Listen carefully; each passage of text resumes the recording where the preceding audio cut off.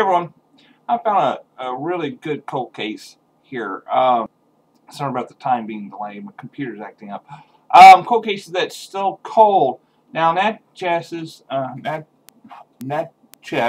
Mississippi, on February 28, 1967, the scene of a car bomb that killed Wallace Jackson, one of the many racist motivers and unsolved crime from that era. Now, Ferriday, Louisiana.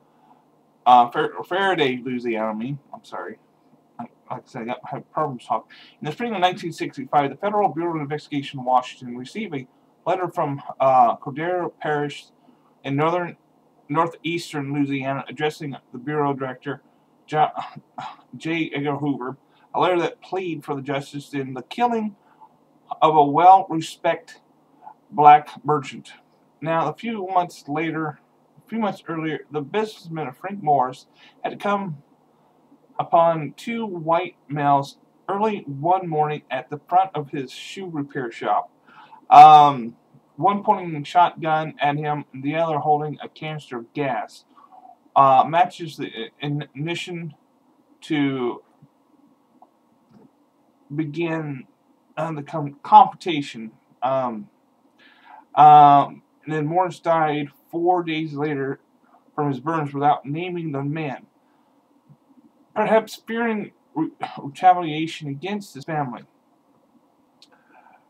The letter expressed grave concern that the crime would be unpunished because the local police were probably I'm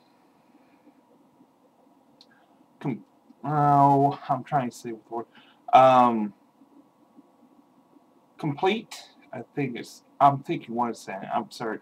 The office is our only hope. So don't fail us. Now, in conclusion, it was signed usually the colored people of Concordia Parish. Now, nearly 5 decades later, the Justice Department written back not directly to the family of Mr. Morris or to the black community of Concordia Parish, but dozens of other families who lost loved ones that during the county's tremendous and violent Civil War era. Now, several years ago, the FBI began reopening cold cases from the era. 112 at least counted, raising hopes among some of the justices in all but 20. Though the family of the long dead have received letters, often hand-delivered by the FBI agents, they said either their cases have been closed, there's nothing more to be done, and please accept the condolence. Now, these letters serve especially echoes of an increasingly distant time. To some, they reflect the exclusiveness of legend of cases decades old. To others, to represent another missed opportunity for a full counting of what happened and why. Now, Grace Hosie Miller, a retired school board member in Newton, Georgia, received one of these letters 2 years ago. It recounted the day that March 1965 that she hardly could have forgotten when a man named Carl Hall Jr. fatally shot her husband, Hosie Miller, a farmer and a church deacon, in a dispute over cows. Mr. Hall, who was white, shot Mr. Miller, who was black, in the back. The letter recalled the notorious travel of these cases from repeat failures to gain juries to indict Mr. Hall. Disappointing dispopulation, I can't say, I'm sorry, white juries finding against the Miller family is a wrongful death lawsuit. It's also summaries up the FBI have done after reopening the case from interview with Miss Miller and the family friends and checked with local sheriff. Such search of county's death records. Now, after careful review of this incident, we have concluded that now the deceased of Carl Hill Jr. acted alone when he shot and killed your husband. Therefore, we have no choice but to close our investigation, the letter said. Now, we regret that cannot be further assist you again, it said, but please accept our sincerest condolences for the loss of your husband, a man who died nearly half a century earlier. Now, Mrs. Miller, now, this is very old, but it says she's not 80 years old, but she had placed adjustment in God's hand a long time ago and could not understand when the case is reopened to give only curiosity review. I guess they were just trying to make me a show. But one of the Miller's daughters, Cheryl Sherrod, who was forced to be resigned from her job with the Federal Agricultural Department in 2010. Now, after controversy, bloggers edited a video of public appearance to make her appear racist. Now, the White House later apologized and said we offer a new job. Now, it's very unsatisfying that Mrs. Shrud, one of the 6 children, even after all these years, the system wouldn't do anything. We didn't get justice. Now, at the end, it doesn't bring emotional closure that the public wants or needs in these cases. But I know it's kind of back then in the 50s and 60s.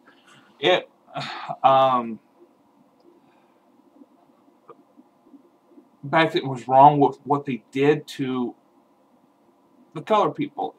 If we were black, if we were Asian or what, we'll be the ones in a different skin color.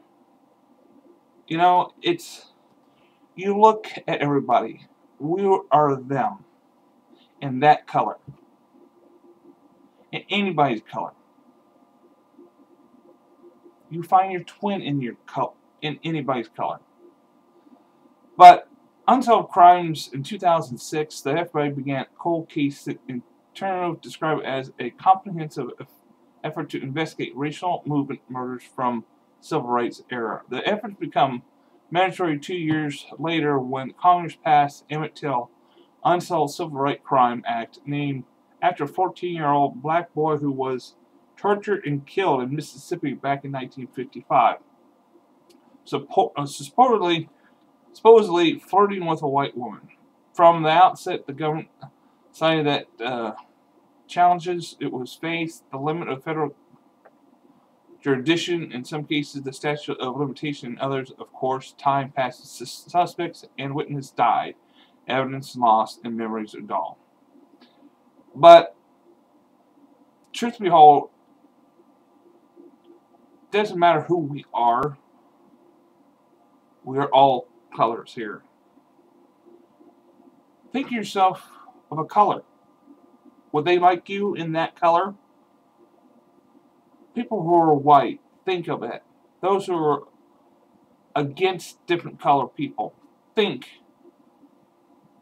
If that was you, back in the 50s and 60s, you painted yourself black. You painted yourself saying you're an Asian. Whoever you are, but we will be mistreated the wrong way. We're all the same. Today, the same thing is going on today. Doesn't matter who you are, we're all the same. We are the same people. God made us who we are. He put us in different colors. And He wanted us to be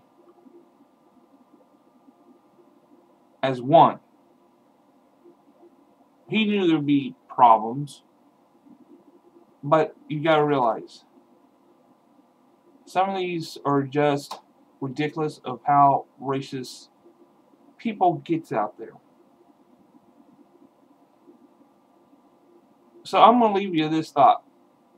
If anybody in your family, ask them about the history. Some are in history in the past. Some of the presidents. Some are of Congress in the past. Did color people. They kept them a secret. But some of them came out in the future. Like Thomas Jefferson. His family. He's got 2 separate families. But he was a president of the United States. It doesn't matter who we are. At the end, when we die, we hope we go where we need to go. Heaven. God's the one who judges us before we step in that pearly gates. Think before you say something to somebody that you don't know. Thanks, I'll talk to you later. Bye now.